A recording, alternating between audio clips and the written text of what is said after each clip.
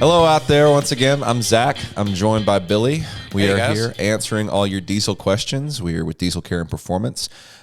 Still working on the name for this show, Diesel Chatter. You know, if you have suggestions for that, drop them in the comments. And I don't know, maybe we'll have like a vote on them day or something. Oh my goodness. Yeah, eventually, like we're going to retain the right to have final say. Okay. But you know, it'll be something fun to do. So it's ag season now, and we're starting to get into April, May. You know, it seems like we deal with more tractor questions around this time of year. We do, and you know that's one of the things that's very predictable about this business. You know, we see an uptick in March with a lot of farmers are dragging stuff out. I do think this year, a lot of those farmers that would have went and bought a brand new tractor and retired one, I think they're not doing that. Right. They're taking a look at their options of like, let me try to fix what I have rather than go out and buy something new. Right. And recently you had a conversation with Ron, and he was working with a John Deere 4010. That's an older model. That is one that has certainly plowed its share of fields. I mean, to me, it's amazing that, you know, something like that can even still run. Just because you said it was what 50s that tractor came. That came out in the early 60s, I believe. The 4010 and 4020 were probably some of the best tractors. And please don't give me blowback here. Probably some of the best tractors ever made. You know, when you look at the span of equipment, International Harvesters, Fords, Massey Fergusons, and all. John Deere really did a remarkable job making one of the most durable workhorse tractors. Right. You know, we've gone to farm shows, and you can't walk 20 feet without seeing an old 4020 that someone's fully restored. Yeah. But there's also 4020 still out in the field, and 4010s as well. And Mr. Drapinski had one that he's had in service for years. Yeah.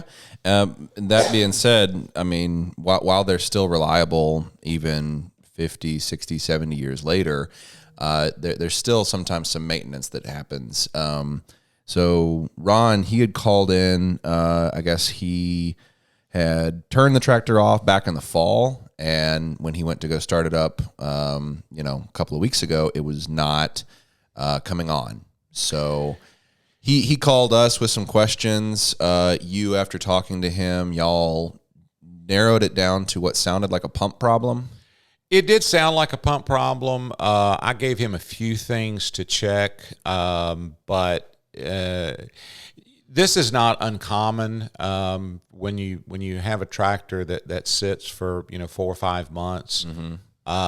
Especially not to knock it, but especially with the degraded quality of diesel fuel we have. You know, the diesel fuel of 25 years ago would sit in a tractor and it wouldn't break down. Right. But because of all the mandates and the way they've changed the fuel and tried to make it and refine it cheaper and cheaper and cheaper, that the fuel just doesn't have a shelf life. Excuse me. Yeah. So because of that, like I guess the pumps start to wear out or get gunked up in a shorter amount of time. They get moisture retention. You know, some of the, and I'm sure there are fuel engineers out here who could check me on this, but it seems, at least from us in the field, that the moisture content of the fuel is way greater than it used to be. Right. And you know, you can put certain additives that will bust the water up, right, and draw it up into the fuel, but it's still there. Yeah. And so over time, that moisture recollects, and a lot of times it'll collect in the bottom of the pump where the advance unit is, and it'll rust it up. And what most people don't understand is when you talk about rust, a lot of people think of rust as an exterior thing where you have an old metal porch swing and it gets rusty on the edges. This is a totally different. This is internal. Yeah, this when moisture hits these components, which are not designed to be exposed to the elements, they rust up everywhere all at once. Ooh. And so And that's what we see more and more in the business, and we deal with it. So I suspect that's probably what's happened here. Sure. But, given a 4010, pump hasn't been serviced in a long time, it's probably past its service overdue life. to have that pump taken apart and have someone take a look at it and rebuild it. So let's take a look at the call and see what additional questions Mr. Drapinski had. All right. Are you there? Yeah, I'm looking for a Ron Drapinski. Am I Yeah, pronouncing? I got a scary one. All right. Just looked at I inherited this old John Deere. I get back to my desk here. Call a utility tractor. The great big tires in the rear. Right. It says a 1010 diesel. That is that's an old one. Yeah. Now nobody really knows, but the guy that gave it to me, it says 1957. Well, another guy says they didn't even make them until 60. So, but for whatever, I guess you got that model number, DBGVC 429. Yes. And that is for a 1010. So. Okay. So, I don't know if you've got a picture of it, but what on the very top, I got fuel in, and you go across the top, the other side says fuel out. I undo that nut, and I got fuel. You crank it over, blowing fuel. But to the injectors, on the ejector pump, I've got 4 steel lines, right? That goes there. So I undo 2 of them right there in the front, crank it over, and I have no fuel at all. So then this friend of mine said, just blow everything out. So I blow it all out. So if you're looking at the pump on the left-hand side, there's like a nut with a needle, like a fuel adjustment needle. Well, I took that out, and then just like an inch away, there's another nut. I took it out, and there's no fuel in there at all. So I was thinking, well, I'm going to go try it, but take an oil can and put diesel fuel in it and squirt it just down there, fill those, whatever it is, cavities, and just see if the damn thing will work. But I put it away. I got like 5 acres, and I use it for mowing weeds. Right. And I this thing for, I don't know, 15 years. Never had a bit of problem. So I'm only going to say I left it sit for 4 months. And normally I'll let it sit that long. Like in the winter, I don't have to mow any weeds. So, it runs like a top. So this time when I go out to start it, nothing. Like I told you, I got the fuel at the very top, but I got nothing to any of the injectors. So the guy that I was talking to on the phone said more likely it's an O-rings or something in there. So, well, and then go ahead. I'm sorry. So the other thing would be, how do I take this thing out, or how do I time it? Just bring it up like top dead center on cylinder number 1. Okay.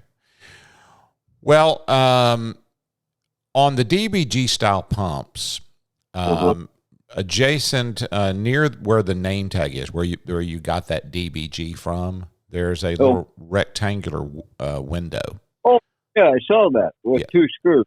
There's 2 panhead screws, and in order to, and there's various timing methods. This is the easiest one for me, certainly on a 1010. Okay. If you were to take those 2 panhead screws off and remove that access plate, yeah, you'll see a timing line in there. There's 2 metal discs, one that's very thick and one that's very thin. The one that's very thick, the mark always stays in the window. It doesn't move. You're going to line the other one up. But you have to line the other one up. And the thing to remember is the pump turns half engine speed. So you have to turn the motor up to 2 times, hopefully not, but in order to get a full revolution. And you want to line those 2 lines up. A couple of things I would suggest. I always recommend servicing the injectors when I do the pump for two reasons. One, it's just good common sense to get them pop tested, not necessarily rebuilt or replaced, but just to get them pop tested and brought up, back up to speed, because they're the ultimate delivery point for the fuel system. But that also, if you pull the injectors out, it makes barring the engine over by hand a lot easier. Oh, okay. Now you can, you can't, because of the starter and the torque, there's no way to get it right with the starter by bumping it. A lot of people try that, never works. It's like hitting 3 sevens on a slot machine. So, but when you get those two marks lined up, whether or not you pull the injectors, your pump to engine timing is set. It's automatically on your number one cylinder, and it's all right there. That to me is the simplest way to do it. And then obviously you go through the pump removal procedures. As long as you don't move the tractor while the pump's off, you're good to go. Yeah. Right. Yeah. Okay. So, what do you think? You think it's just the O-rings or something in there? Well, let me recap just for a second here. The tractor was running good when you turned it off 4 months ago. No problems. Right. Yep. Okay. Yep. And now when you go out, it's not starting. Is it trying to start? I mean, are you getting any white smoke? Is it, nothing at all? Well, like I told you, on the very top part of the injector pump, you have the steel lines that go into cylinder number 1 and number 2. Right. I undo that right there, and I have no fuel. Okay. Coming out of the pump. Yeah. If I had to guess, I would think that one of your pumping plungers is stuck. Okay. Because of the way, the nature, if you have any condensation that gets into your fuel just about the time you shut it off, that can cause metal adhesion, and that plunger just sticks. And I mean, it's a metal to metal sealing surface, so there's, and there's no. I've had to drive them out with a hammer before. I mean, and it's no bigger than a pencil eraser. It's a little small metal plunger, but when they get stuck, they're stuck, and so that would be my thought process. Unfortunately, there's no real test for that you can do. I mean, you've already done you don't have fuel coming out of your pump. So, and I'm assuming this is a manual kill, because I don't think the 1010 had a. Yep, it is. Yep. And as long as that's, engaged and you're good there, if you're not getting fuel out those lines, chances are it's most likely a stuck pumping plunger, but we'd know more once we got into it. But that's but that's pretty much it. As far as the timing, you just get those lines lined up and you're good to go, and you can contact customer service and they'll get you set up with a rebuild or a repair, whatever they think it needs. Now, when I brought it up on Google, it was painted yellow. Mm-hmm. Is that? Will they paint it green? Oh no! That's just we handle John Deere Industrial, which is yellow, and then John Deere Ag, and some instances there's the same pump, but we know by or the same model pump, not the same part number. All right. But it'll come back with factory paint, ready to install. It comes with new gaskets for your drive shaft, because your drive shaft stays with the unit. The drive shaft doesn't. It'll come with two what's called umbrella seals, new line washers for where your lines attach, and it'll be ready to install. Okay, I got some. It's called Bio Clean.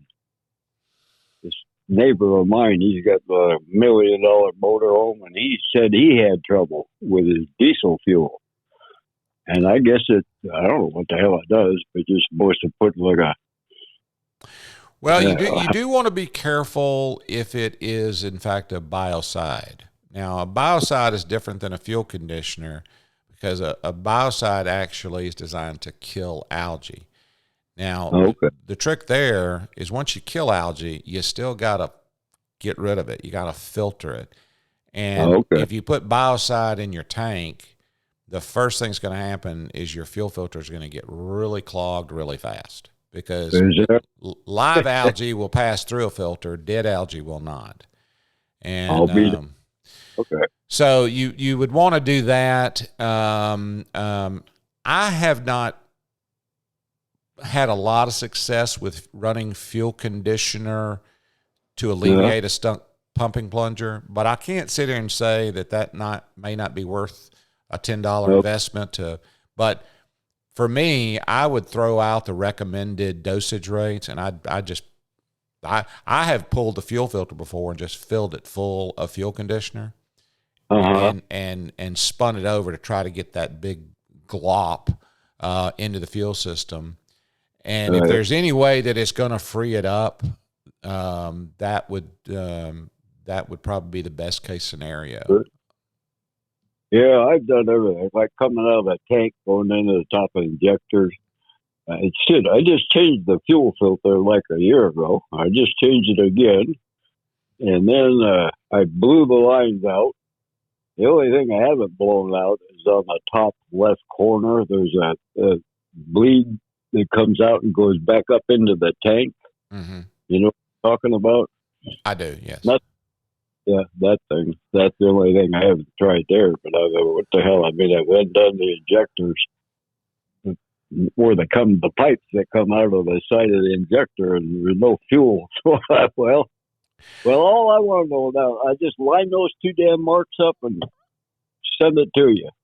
That's pretty much it. If you have any further questions, you can. This is my cell number. You can call me back, or you can call into the office customer service. But it's pretty straightforward. Once you get those lines lined up, it's just a matter of just getting the bolts off, and you're good to go. Okay, very good. And I thank you for calling. Yes, sir. I'll send you injector pump. I think I'm going to try, like I said, the back part of that. Left side of that injector pump. That looks like a 3/4 inch nut with like an adjusting needle in it. Right. That's where I took that, and there was no fuel there. I was like, I'm going to take an oil can, just fill that sucker up full of diesel fuel and just see if it'll pop. But I get no smell of diesel fuel or anything. I mean, well, like I told you, you couldn't get it because I don't have any. When I undid those two the injector lines, the metal tubes, I don't even have a drop of diesel fuel coming out of there. So. That's it. Sounds like something stuck inside the pump. Now, I'd do all the cheap stuff first before you send it to us. But if you end up sending it to us, we'll get it fixed up and get it ready to rock and roll, and you'll be good. Okay, very good. And I thank you for the call. Yes, sir. Thank you. Have a good day. Okay, all right. Bye. Bye. So, in addition to narrowing it down to this is likely a pump problem, Ron, he had some questions about taking the pump off of the tractor, and ultimately that series of questions boiled down to timing. We've done videos on this in the past, but obviously that's something that a lot of guys still have questions about. And you've said before, timing is one of those things that, like, you could ask 10 different mechanics and you're going to get different answers when it comes to timing. So do you recall what the questions were that he was asking? Well, there are 2 or 3 ways to skin this cat, and for me, I try to go with the simplest. Mm-hmm. The pump has 2 internal timing marks that they have an inspection window, which we described in the call, right. And you can line those 2 up. Everything else, engine-wise, will be in time. You don't have to worry about pulling your valve cover to check your number 1 cylinder. And it all revolves around the fact that the pump turns half engine speed. So there's no chance of getting it 180 out when you line those up. Now, there's some things when you go to remove it with the shaft and positioning of that, and we covered that. But that to me is the simplest way. Okay. If you're now, would you time it that way if you wasn't pulling the pump? If you were doing something else, probably not. You would go a different route. But just keeping it in this narrow field of focus, we know he's going to be pulling the pump, likely going to be sending it in. This is the way you would suggest timing up a pump to make sure that it comes off properly. Exactly. And a lot of guys that whenever they hear the word timing, they get a little fearful because they think it's a very complex. It's not. It's very simple to do. All you got to be able to do is line up 2 marks and then not move the tractor. Right. And you're good. So with that in mind, check out the video if you have questions about timing. If you need a little bit more clarification, or you think maybe you have a fuel pump that needs to be serviced in time for ag season, give us a call. You can reach our office at 1-800-961-9290. Yep. And if you don't feel like talking on the phone, you can always visit us online. You can also purchase rebuild services there, www.dieselcare.store.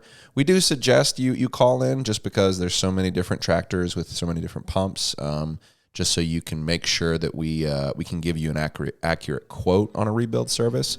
But in any case, stay tuned and check back with us next week. Be sure to like and subscribe. Thank you. Bye. Yes, I'm built out and bound to go. I'm gonna leave here running because walking is most too slow. All right, back to 1.